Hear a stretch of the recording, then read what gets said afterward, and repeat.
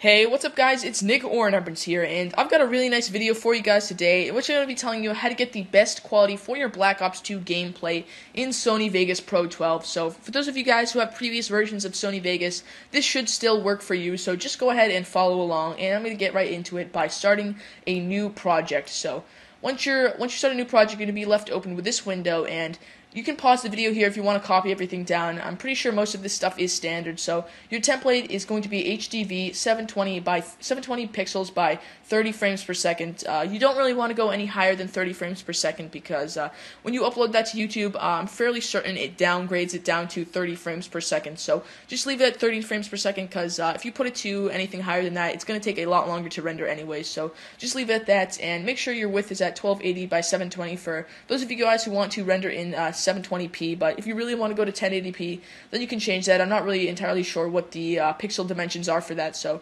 you're probably not watching the right video if you want to go 1080p, but it's really not necessary in my opinion. Basically, nobody uses 1080p anyway, so for your pixel format, go ahead and drop that to 32-bit floating point video levels.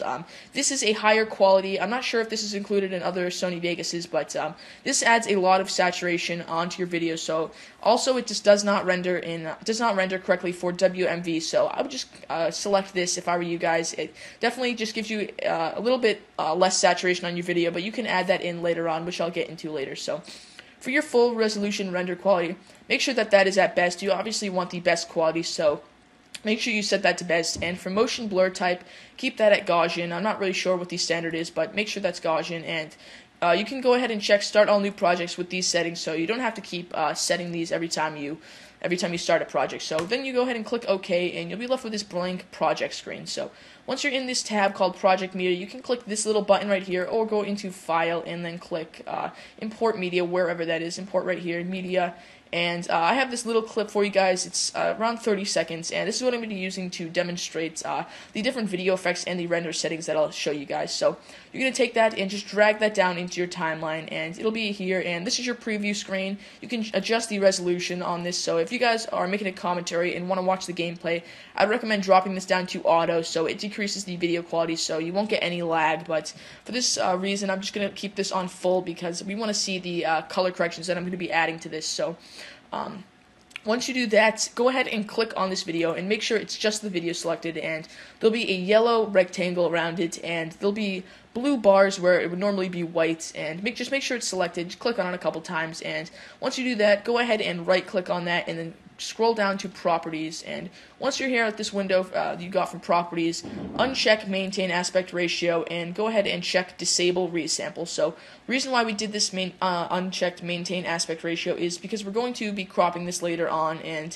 we need to basically eliminate these black bars, which I'll get into later. And disable resample, I'm not entirely sure what it does, but from what I've heard, it actually increases the video quality, and it basically takes away from some motion, like lag during motion or something like that. So just make sure that's checked just like this, and then you can click OK. So now we're going to click into this Event Pan Crop button right here. It's going to be in the bottom right portion of your little video clip, and you go ahead and click that, and you'll be greeted by this window. And what you're going to want to do is eliminate these little black bars. So if you guys don't know, I record with a Hauppauge HD PVR, and for some reason they have these little black bars, and mine happen to be on the top of the video and the right side. So what I'm going to do is just take this top right corner and just drag this down a bit, just to make sure that those lines are completely gone. So this is not necessary, guys. You can obviously do this if you want. It definitely just increases the video quality by a little bit. So, it's obviously personal preference, but I'd like to do that because it definitely does increase the quality of your videos. So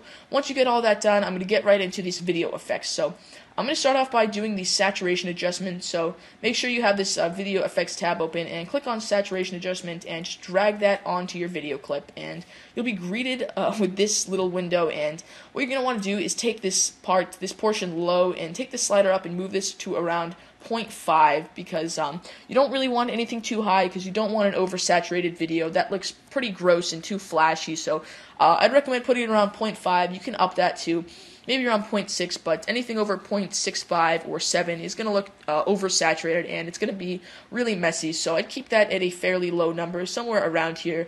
You guys can obviously mess around with these settings. I'm just giving you guys what I normally would use. So just put that to 0.5, and then you can go ahead and change the brightness and contrast just a bit. I'm going to go ahead and add 0.03 contrast. It really doesn't make much of a difference at all, but you can do that if you want. I wouldn't recommend putting too much contrast on it, and I wouldn't recommend messing with the brightness.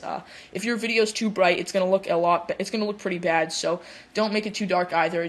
I'd recommend keeping that at the center. And then the last thing is color curves. Just click on that, and again, drag that on here, and make sure your channel is on RGB. And take this, drag that up just a little bit. You probably want this to be kind of in the middle, so it's about a 45-degree angle right here. And then take this one, and I would recommend only putting this one down just a little bit. You want it to be a slight S-shaped diagonal thing, so don't drop this down too much, or your darks are going to be too dark and your whites are going to be too white. So just make this like this. This isn't really mandatory. It's just recommended, and you guys don't really have to do everything.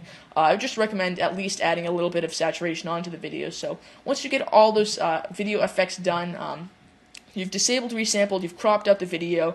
Now you're going to go ahead and render the video. So make sure you save the project before you render it, and saving the project is different from rendering the video for those of you guys who don't know. So when you save the project, it's just saving all your settings that you have done, but when you're rendering it out, you're actually making it into one whole video, and you'll be able to watch that video on YouTube. You'll be able to upload it to YouTube and different websites. So make sure you save it, and then you can click render as. So now I have a template for you guys, but I'm going to show you where to find this template, and I'll show you what I've done to it. So I'm going to go ahead and uncheck that, and it's down here into Windows Media Video V11 WMV, and it's this one right here. It's 6 Mbps HD 720p by 30 frames per second. So just click on that and then click customize template, and this is what you'll do. So here's my template that I've made for you guys. So make sure your mode is at quality VBR, your format Windows Media Audio 9.2, attributes VBR quality 1044, KHZs stereo VBR. You guys can just pause the video here, and for your video, just keep this at this. I'd recommend for your video smoothness, you can keep this at 95, or you can drop that down to 100. It really doesn't matter.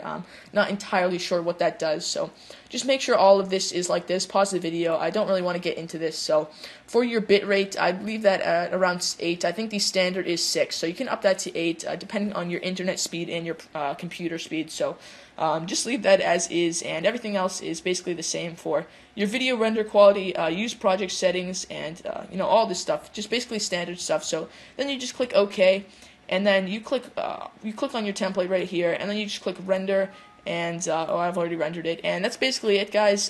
Hope this video helped you guys out. I'd really appreciate a like on this video, because I did put a lot of effort into it, and I really had to find out which settings worked best on Black Ops 2. So I hope you guys enjoyed. I'd appreciate a comment and a like on this video again, so I'll see you guys later. Peace.